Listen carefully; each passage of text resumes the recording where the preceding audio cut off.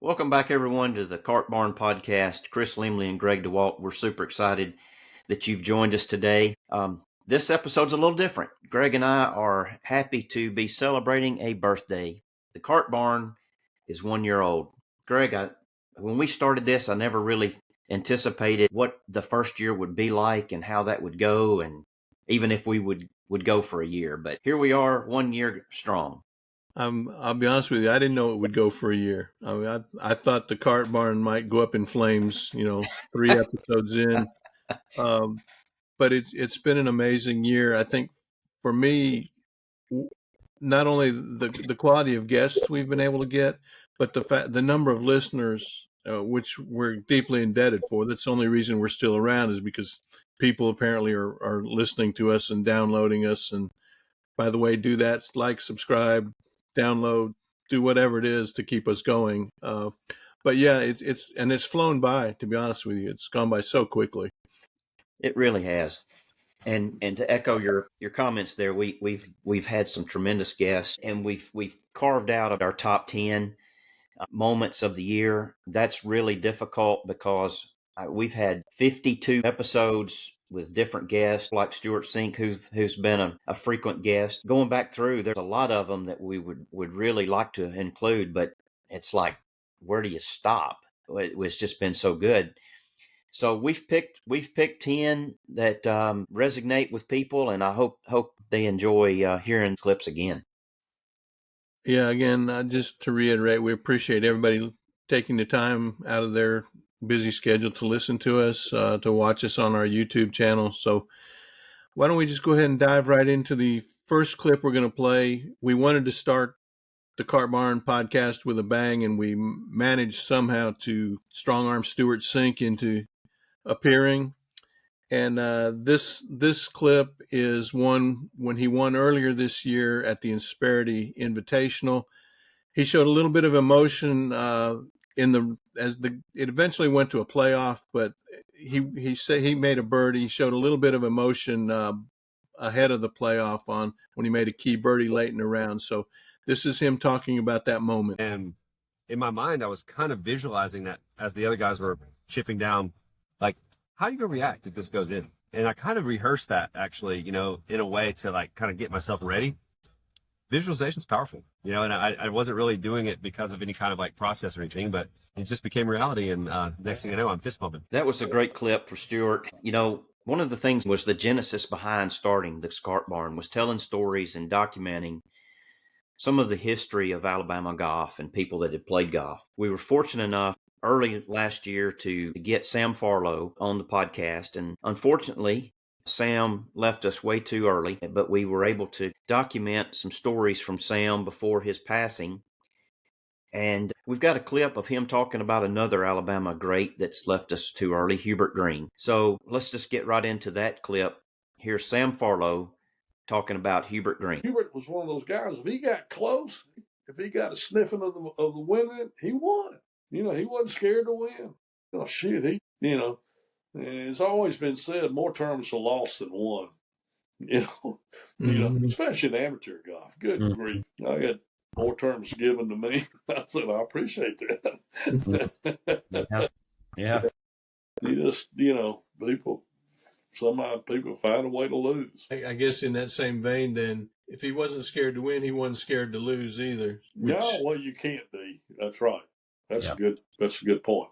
Yeah, I would agree with that. He wasn't scared to lose. Yeah, that was a great clip with Sam, one of the best players Alabama's ever produced. But again, we lost him way too early. We were fortunate to get him and document some of his story. Our next clip is about money games. We all played for $1 or $2 or $5, and then there's how the other half live. Janie Jackson from Huntsville, who played on tour for a little bit, talks in this clip a little bit about a money game she got involved in when she didn't have enough money, really, when she stepped to the first tee, when she and another friend of hers got hooked up with two guys who had deep pockets. So let's listen to Janie talking about that money game. And there's a girl on the tour that was also at Silverleaf. She said, "Come play this money game with me."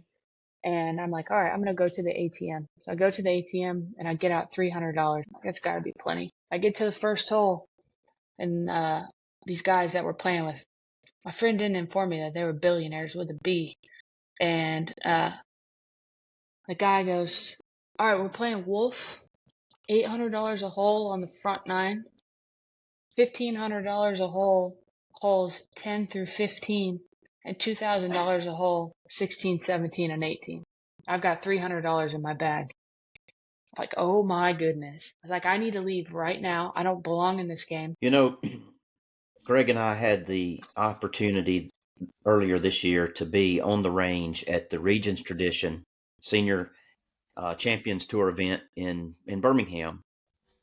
And that was a fabulous opportunity. And during that time, we had the privilege of having Sir Charles Barkley to do an interview with him. And Greg asked a question that Charles answered, and just felt like this was one of the best ones. So let's listen to Sir Charles Barkley on the range at the Regions Tradition earlier this year. What's the best golf advice you've been given? You know, that's a great question. I think you have to keep it as simple as possible, because if you try to think about 5 things instead of 1 or 2 things, you're going to go crazy. You know, because really the thing that's really interesting about the whole dynamic of my golf life is I used to be a really good player. Then I started taking lessons from every Tom, Dick, and Harry and lost my swing for probably 25 years. So I think what Stan's best at is just trying to, like, you gotta get too many thoughts in your head. So I was terrified standing over the golf ball, and Stan just like simplified it for me. So you got to keep it as simple as possible, because you can't, we're only talking about a small section of time. So the notion that you can think about 5 things in a second is just stupid. So you got to narrow it down. And let me think about 1 thing or 2 things, and that's it. Right. Well, yeah, talking with Charles Barkley, NBA Hall of Famer, was certainly a highlight that day. And, we've been fortunate. We've had a bunch of SEC golf coaches on the podcast. Jay Sewell, Nick Kleinert at Auburn, Gator Todd up in Kentucky, and one with some deep Alabama roots, Scott Limbaugh at Vanderbilt. They've got a national championship. And this clip is him talking about when he was a young coach, talking about throwing clubs and punishment, and it was pretty humorous to hear him tell this story. And I said, okay, here's what we're going to do, guys. Since somebody on this team likes throwing clubs so much, we're just going to start throwing clubs this morning. And we got out there, and I'm not going to tell y'all exactly what I had everybody say, but we had to say it in unison. And you'd grab a club and you'd throw it, and they thought it was going to be funny. So you'd grab that club and you'd throw it as far as you could, and everybody on the team had to sprint to that club. And then you'd grab the club, and then the next person had to grab that club, and we'd say everything in unison, and then they'd sling it as far as they can. I still find that humorous. And Scott he was another one. There were several clips that we could have used, but our next guest that we're going to highlight is Tony Ruggiero, Dew Sweeper, has a podcast. I urge you to check that out. But Tony's become a friend of the podcast and supports us on social media, and he's got a lot of stories and a lot of one-liners. But here's a little quick clip and story of the first time that he went to a Hooters. He takes me to this Hooters in his old Volkswagen Scirocco. And we pull up, and he also played me David Allen co-tape. It's the first time I'd ever heard David Allen.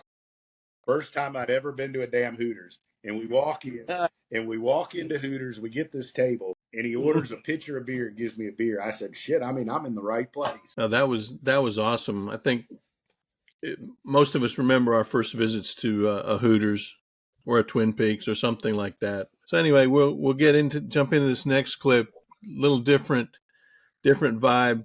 Talking with Dana Garmany, who had the idea and founded Troon Golf, which is the largest golf management company in the world, and they've branched out into other areas. But Dana's from Fort Payne, and he talked about his time playing Troon North before it opened to the public with another guy who's passed on too early, Tom Weiskopf. So let's listen to him talk about Troon North before it opened, playing with Tom Weiskopf and talking about mountain lions and deer and other things. You know, it was a Tom Weiskopf designed golf course, and Tom and I would go play. There was no tee markers, and we would go out there and play. We hadn't put in the any markers on the sprinkler heads or anything. We'd go out there and play by feel. So Tom and I would go out and play golf. We grabbed an old maintenance cart, put our bags on the back of it, and we'd take off and play golf with nobody out there except us and the deer and the mountain lions. It was a really remarkable experience. You know, Greg, that had to be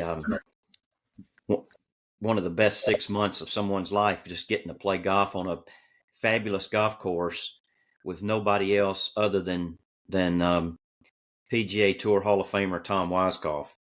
I can't imagine how it gets much better than that. But we appreciate Dana's contribution to our first year on the Cart Barn.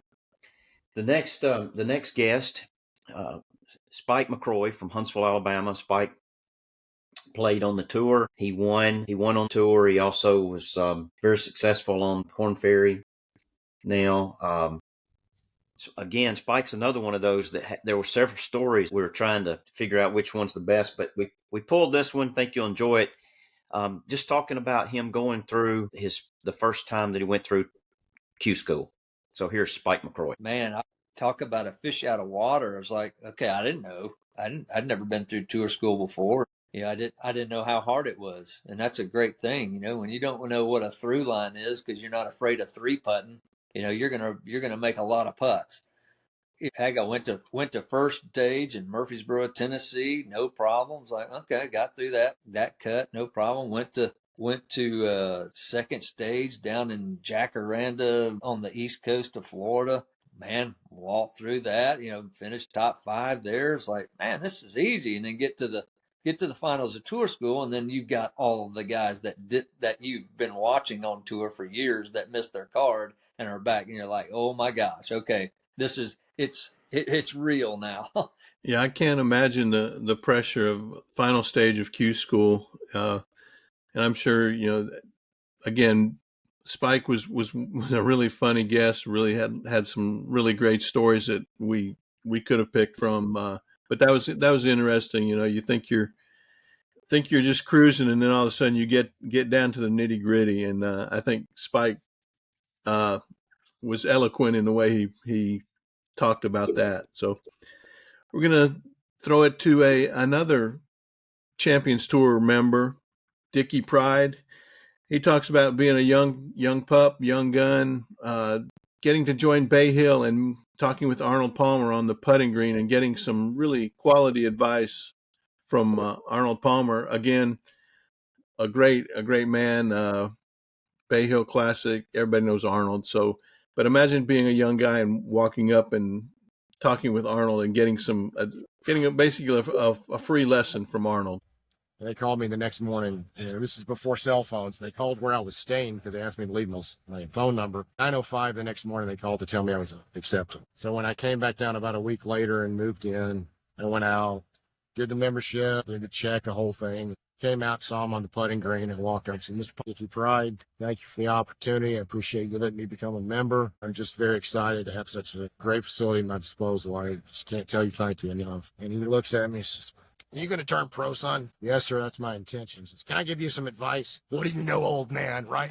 Come on, really? Yes, sir, please. So Mr. Palmer looks at me. And, if you ever met him, we were on the putting green, so he was kind of pedaling around and cocks his head up at me. No miracles in this game, son. You only get out of it what you put into it. Great story from Dickie.